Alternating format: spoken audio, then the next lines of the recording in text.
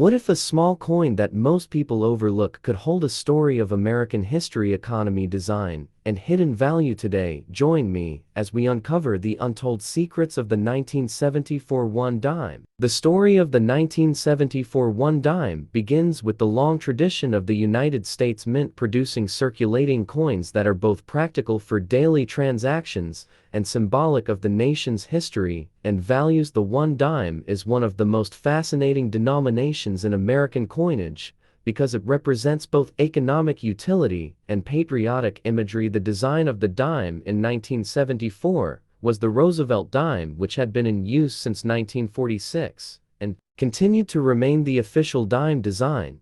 In 1974, Franklin D Roosevelt, who served as the 32nd President of the United States, was chosen to appear on the dime to honor his leadership during the Great Depression and World War II, and more specifically to commemorate his fight against polio. Since the March of Dimes campaign was launched in his memory, the portrait of Roosevelt was created by chief engraver John Arsenic, and it became one of the most enduring portraits in American coinage history. The obverse of the 1974 dime carries this left-facing profile of Roosevelt with inscriptions of liberty, the national motto "In God We Trust," the year 1974, and the mint mark indicating where the coin was struck. The reverse design of the 1974 dime is equally symbolic. It features a torch in the center which represents liberty, flanked by an olive branch to the left, symbolizing peace, and an oak branch to the right,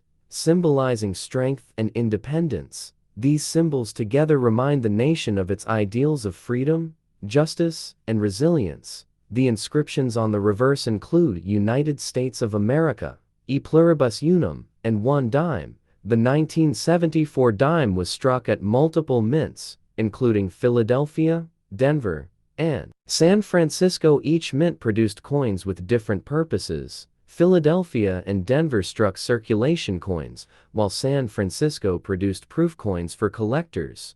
The Philadelphia coins bore no mint mark. The Denver coins carried a small d mint mark, and the San Francisco proof coins carried an S mint mark. Collectors often look at these mint marks closely because they help determine both rarity and value. From a historical perspective, 1974 was an important year in America. The United States was facing economic challenges, political uncertainty, and cultural change. Coins minted during this period reflect the everyday life of millions of Americans as the dime remained essential in commerce, whether it was used for parking meters, vending machines, or daily purchases in stores. Its presence in circulation tied it closely to the fabric of society at that time. In terms of mintage, the numbers were substantial. Billions of dimes were produced in 1974. Philadelphia alone struck hundreds of millions of coins, while Denver added an equally impressive number. This high mintage meant that the 1974 dime was very common in circulation. However, condition played a major role in determining which examples became valuable. Circulated coins were worth their face value, while uncirculated coins, with sharp strikes, brilliant luster, and minimal contact marks, became prized by collectors. Another significant point in the history of the 1974 dime is the composition. By 1974, the dime was made of a copper nickel clad with a pure copper core. The silver content, which was present in dimes before 1965, was completely removed as part of the Coinage Act of 1965. This act responded to rising silver prices and the shortage of silver metal in the United States. The clad composition was a practical solution, ensuring that dimes could still be mass-produced affordably while maintaining durability for circulation. Collectors today study the 1974 dime for various reasons. One is the possibility of errors and varieties. Minting errors such as off-center strikes, double dies, clipped planchets, and improper planchet compositions can transform a common 1974 dime into a rare collectible worth significant money. Examples of such error coins have sold for hundreds or even thousands of dollars, depending on rarity and condition. One of the most popular varieties that collectors examine in Roosevelt dimes is the double die obverse. Though rare, any significant doubling visible on the lettering or date could make the coin highly sought after. Proof dimes from San Francisco in 1974 are especially admired by collectors.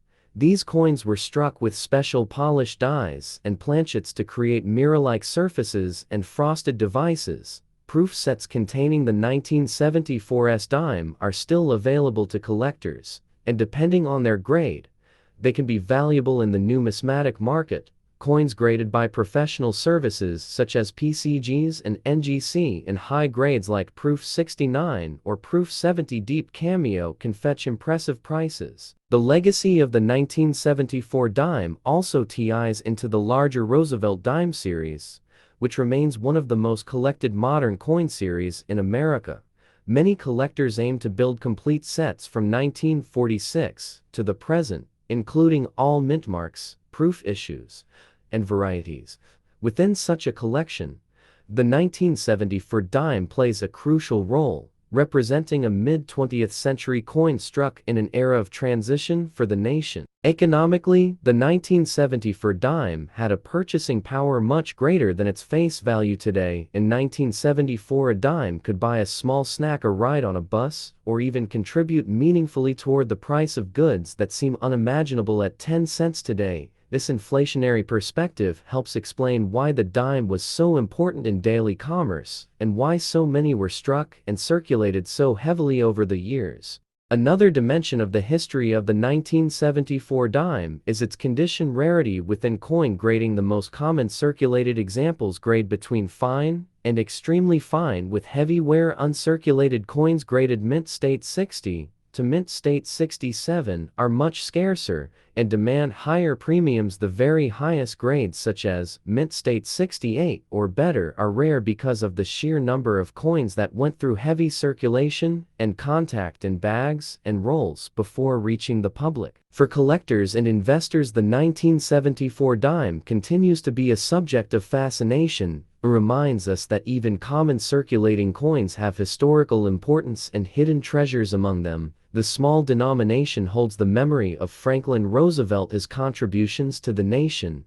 and the values symbolized by the torch, the olive branch, and the oak branch. The year, May 1974, not seem distant, but each coin struck in that year is a miniature piece of American history carried from one hand to another across decades. When telling the story of the 1974 dime, one can stretch into deep explorations of mint history, economic conditions, engraving, artistry, and numismatic value, which together can form a long, detailed, and professional narrative suitable for collectors, historians, and coin enthusiasts alike.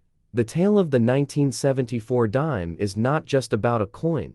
It is about the story of America in the mid-70s, its people, its economy, its culture, and its enduring symbols etched into metal for generations to come.